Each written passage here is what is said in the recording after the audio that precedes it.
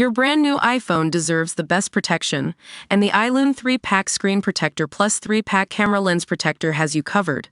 Don't take risks with your iPhone. Click the link in the video description to shop now on Amazon.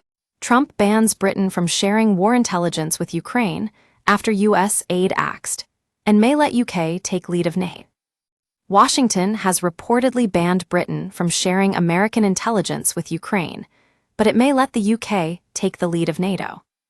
The order, which applies to all UK intelligence agencies and military outlets, revokes the REL-UKR classification, previously allowing Britain to pass on US-generated intelligence to Kyiv. The decision follows Trump's shock decision to suspend US military aid, a move that has triggered warnings that Ukraine could run out of weapons within months. The ban affects GCHQ, the Ministry of Defence's intelligence branches, and other UK security agencies, potentially hampering Ukraine's battlefield tactics against Russian forces.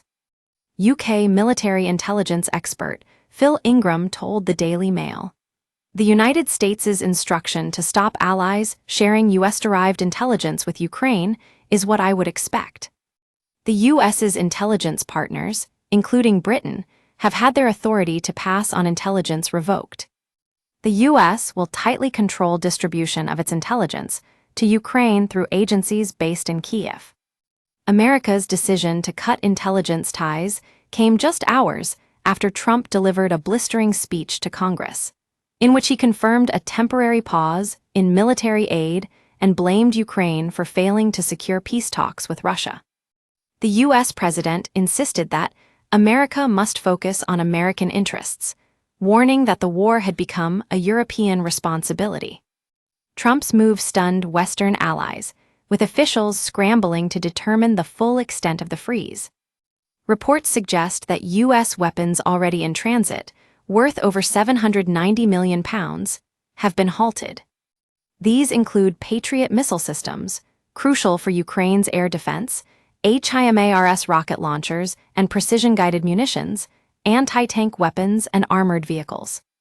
Unsurprisingly, the White House's move was celebrated in Moscow. Kremlin spokesman Dmitry Peskov said, "If the U.S. stops or suspends supplies, this will probably be the best contribution to the cause of peace." Kyiv, meanwhile, says the halt of arms raid to Ukraine will be painful, but not fatal. An unnamed senior Ukrainian official told Politico, "First, it is a suspension that leaves hope for its resumption. So this is a measure of coercive diplomacy, not a rupture. Second, it is very painful but not fatal. It will cost Ukraine unnecessary deaths and lost territories, but will not lead to defeat. Third, I am convinced that a solution formula will be found with the new administration."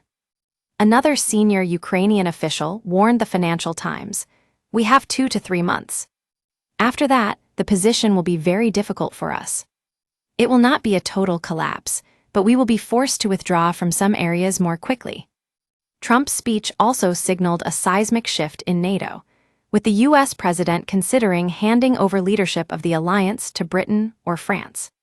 Since NATO's founding in 1949, the Supreme Allied Commander Europe has always been an American general. But Trump is now insisting that Europe take more responsibility for its own security. His decision to freeze aid has already frustrated NATO allies, with Finnish Foreign Minister Elina Valtonen warning, "We need the Americans militarily. This definitely shouldn't be a moment where we give in." French Prime Minister François Bayrou was even more blunt, saying, "The word suspension fools no one. It signifies that the aggressed country is being abandoned and that one accepts or hopes that its aggressor wins. It is obviously unbearable." Amid the diplomatic chaos of high-profile clashes between Trump and Zelensky, the UK, led by Sir Keir Starmer, has emerged as a steady hand at the helm of Ukraine peace talks. British leadership, hailed for its cool, pragmatic approach, has not only reigned in unruly theatrics, but also united European allies behind a common vision for a lasting peace. Critics and supporters alike are praising the UK for stepping in decisively, turning a messy transatlantic dispute into a beacon of coordinated diplomacy. with a firm commitment to security and a willingness to shoulder responsibility. The UK's intervention is seen as a game-changing moment in efforts to end the conflict. Faced with a looming military crisis, Ukrainian President Volodymyr Zelensky extended an olive branch to Trump yesterday, saying he was ready to work under President Trump's strong leadership to get a peace that lasts. His conciliatory tone marked a sharp shift from last week's explosive Oval Office meeting, where tensions between the two leaders boiled over. Trump, furious over Zelensky's warning that a peace deal remained very, very far away, reportedly told aides afterward that he would not put up with the Ukrainian leader much longer.